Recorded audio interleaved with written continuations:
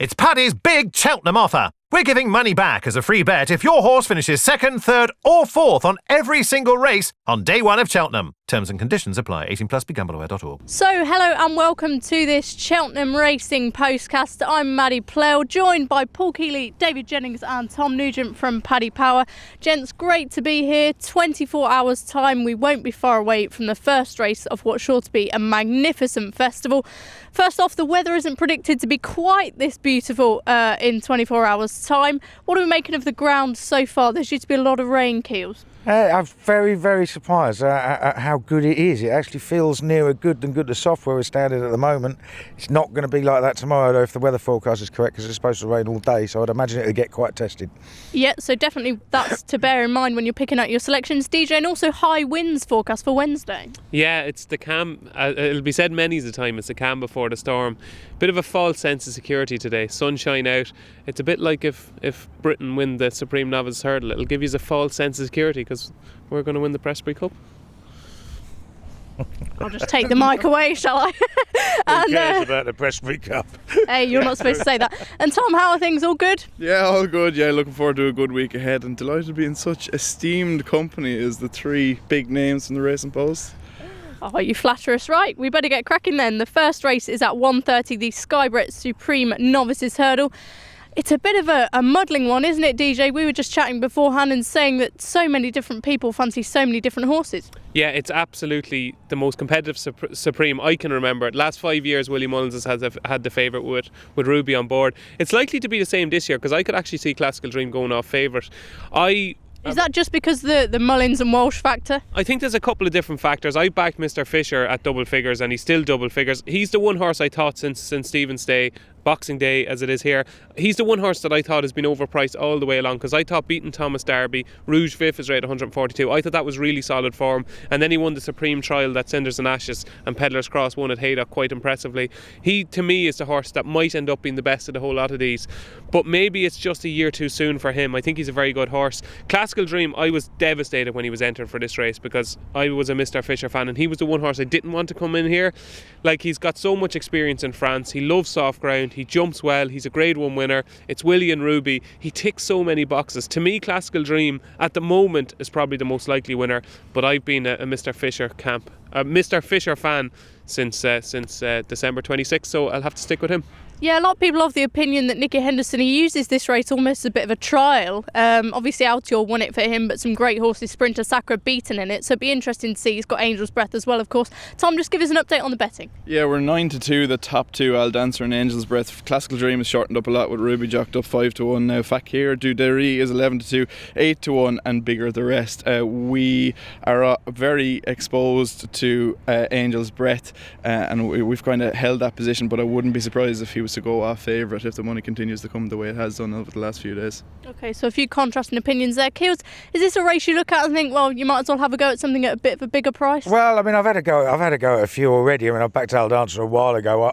Personally, I think he's the most likely winner. I wouldn't worry about. What do you make of the hood coming up? I wouldn't worry about the hood not being on because they're putting earplugs on, so and they don't have to declare them. And I think they just caught everybody on the hop. They thought they'd made a mistake, but they've obviously made that decision. I don't think any winner of the race has ever won in any headgear. So maybe that was part of their thinking. But I think if he settles, he's won round here before. I think he's got a great chance. But it is wide open, and you've got bookmakers daily are pushing the boat out with some ridiculous each way terms, and it just it tempts somebody like me to have a go at something at a massive price. And I landed on 50-1 shot, Brandon Castle, getting the extra places. Okay, it's 3 from 3. All he's done is win at Plumpton, but he bolted up off a mark of 130 last time, and he won a 100 grand heavy ground handicap on the flat last spring off a mark of 95. So he's got the raw talent to be in the first 5 or 6, I think.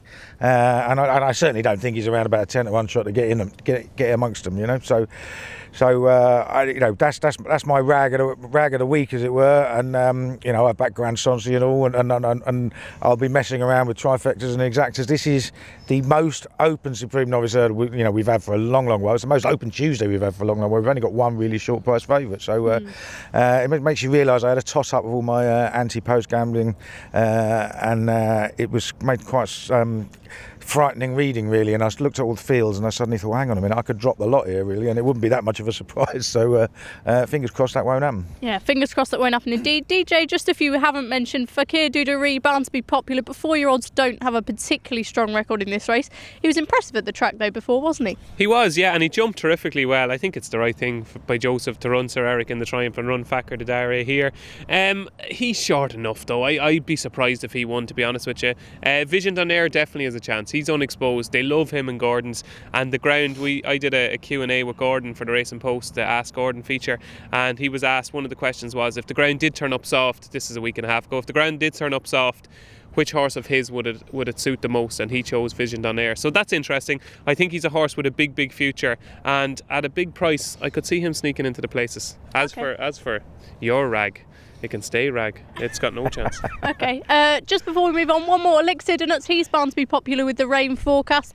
Last year's Tolworth winner Somerville Boy came on to win this. What chance do you give him? Yeah, it's funny, when I saw the Tolworth hurdle, on the day I thought it was probably one of the weakest Tolworth hurdles I've ever seen, but then Southfield Stone's come out and beat Angel's Breath, and Grand Sansi's come out and won the Kingwell. The form's suddenly looking pretty good, but dominating a field of 18 runners. You're going to have some pace pressure up front as well, obviously with Brandon Castle, so that would worry me just at the price.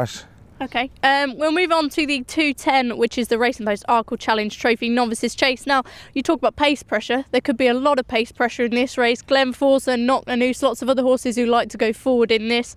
Tom, we'll go over to you first just for a betting check. Yeah, Glenforsa is our 7-2 favourite and Lawler's 4-1 next in. Hardline has been very, very well back in our non-runner, no bet market. He's a 5-1 third favourite at the moment, and it's 7-1 in bigger the rest. Cheers, thanks. And Keels, you're pretty sweet on Glenforsa, Yeah, aren't you? I'm massively sweet on Glenforsa. I don't know what people are talking about when they're saying, we might get taken on for the lead and that. People don't seem to remember that he didn't make the running when he won over 3 mile, and he didn't make the running when he won over 2.5.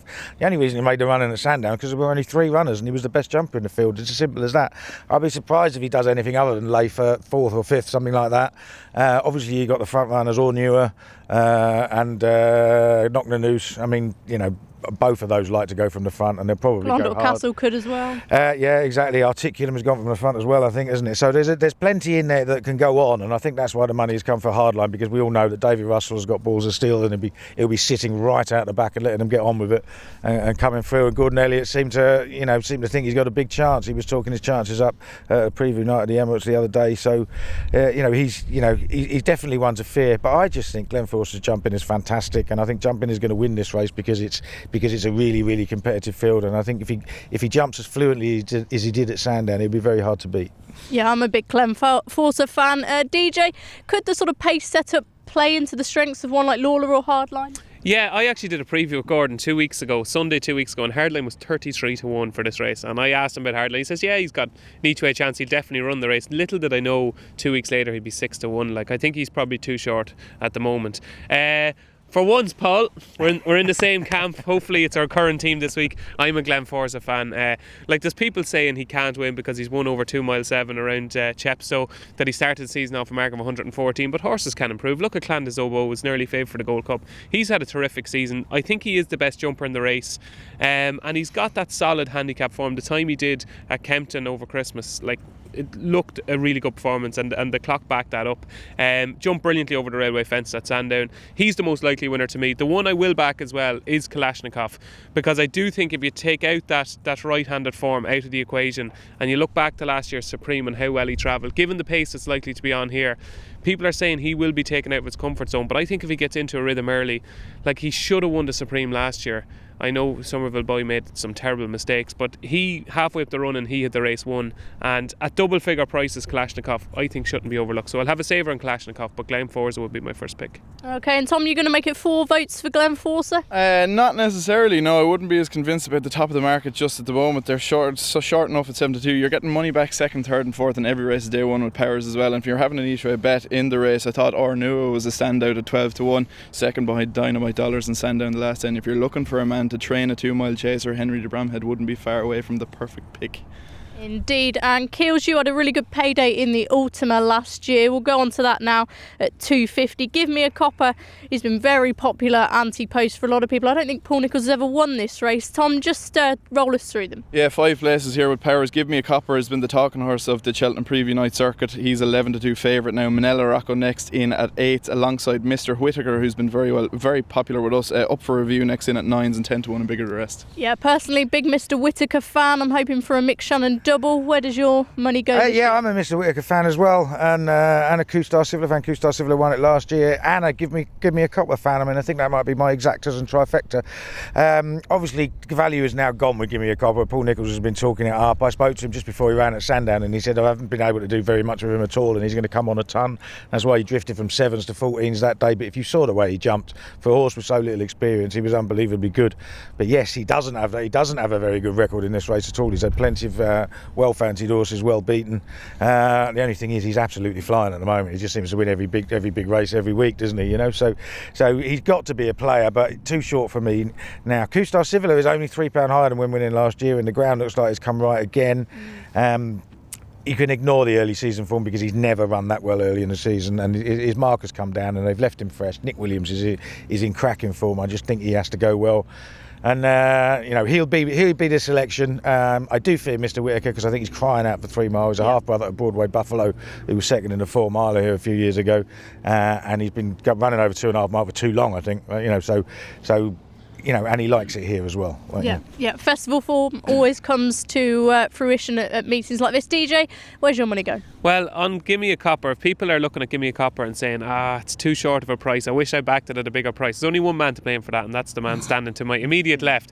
I did a preview with him at ICE on the 5th of February, and his nap at the Cheltenham Festival was Give Me a Copper, who was 20-1 at the time. He said, you've got to have a few quid on this. Did I? Hell, I didn't, of course, and now look at the price he is. So he's the founding member of this gamble on Give Me a Copper, and I'm sure there'll be plenty of Guinness drank if Give Me a Copper wins for Keels. I like Calypto for Venetia Williams and Charlie Dutch. It would be a great story for Charlie if he did win at the Cheltenham Festival after what he's been through.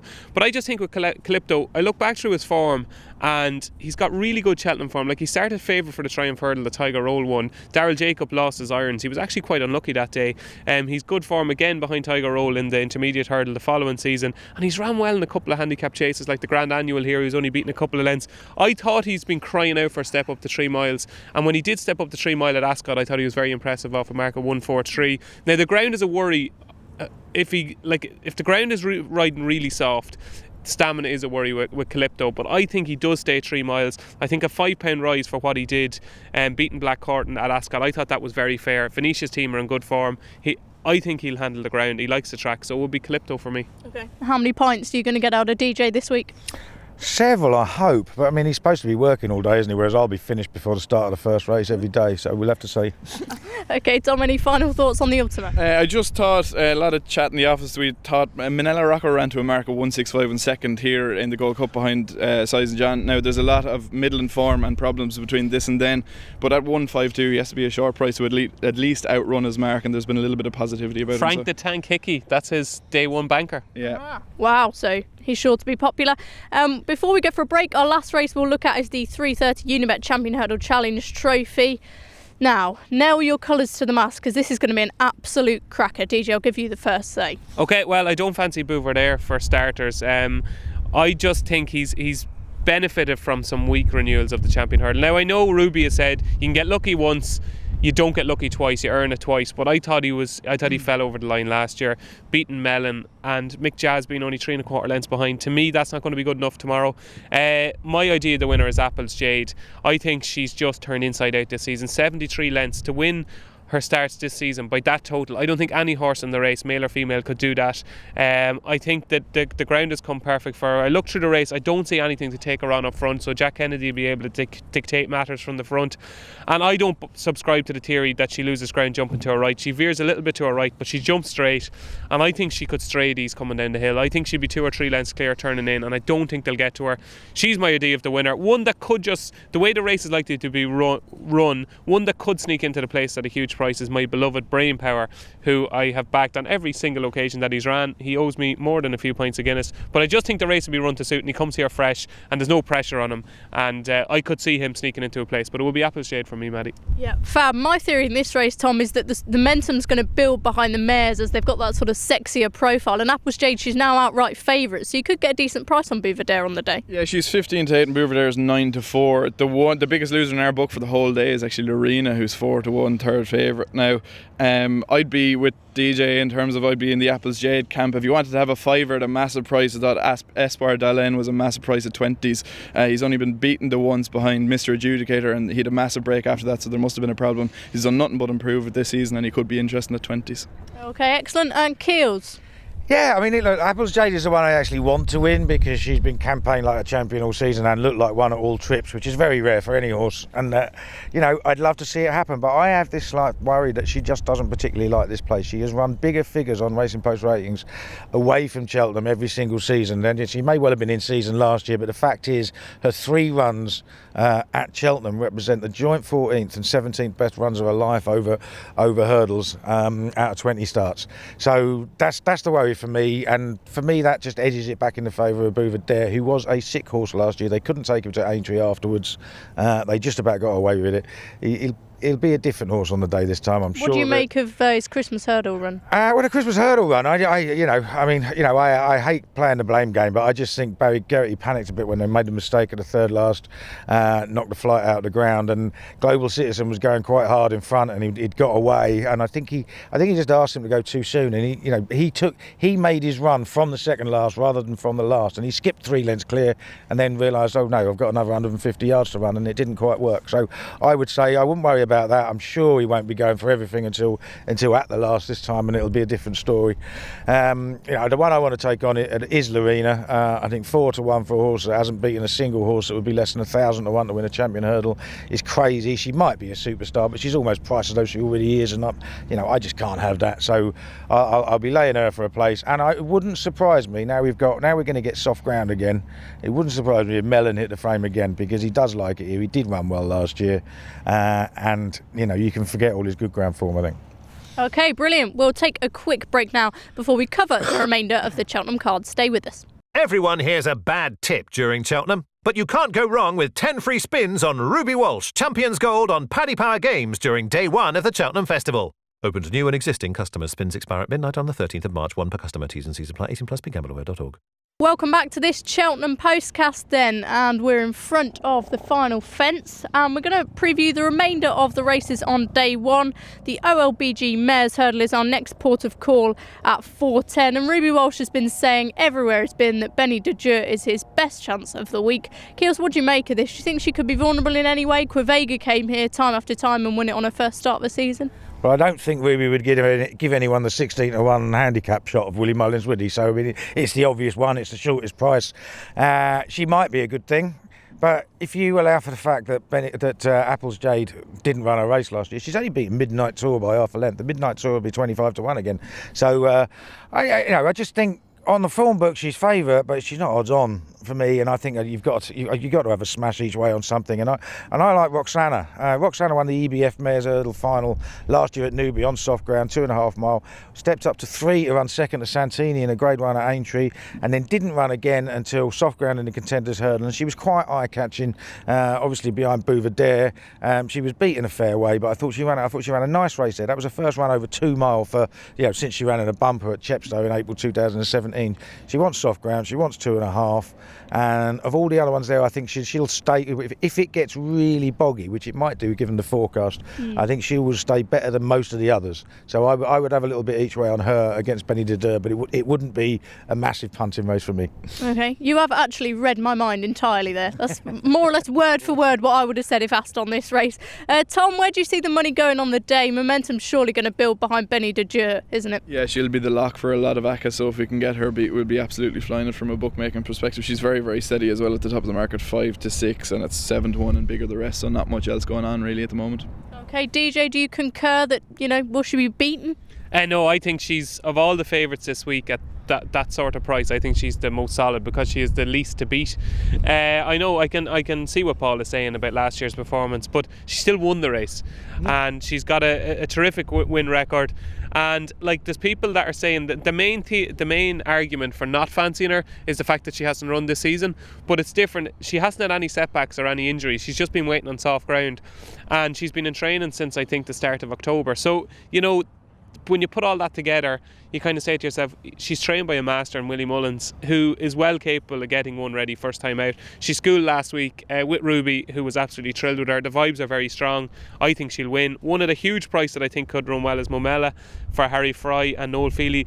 I just think if you take out her last run when she was pulled up, she was bitterly disappointing at Ascot. Take out that run, and I think she'd be about 10 to 1, not 33 to 1. So I think she could run well at a huge price. I thought she was going well in the long distance hurdle before she fell. So Momella at a huge price to follow. Benny, to do home.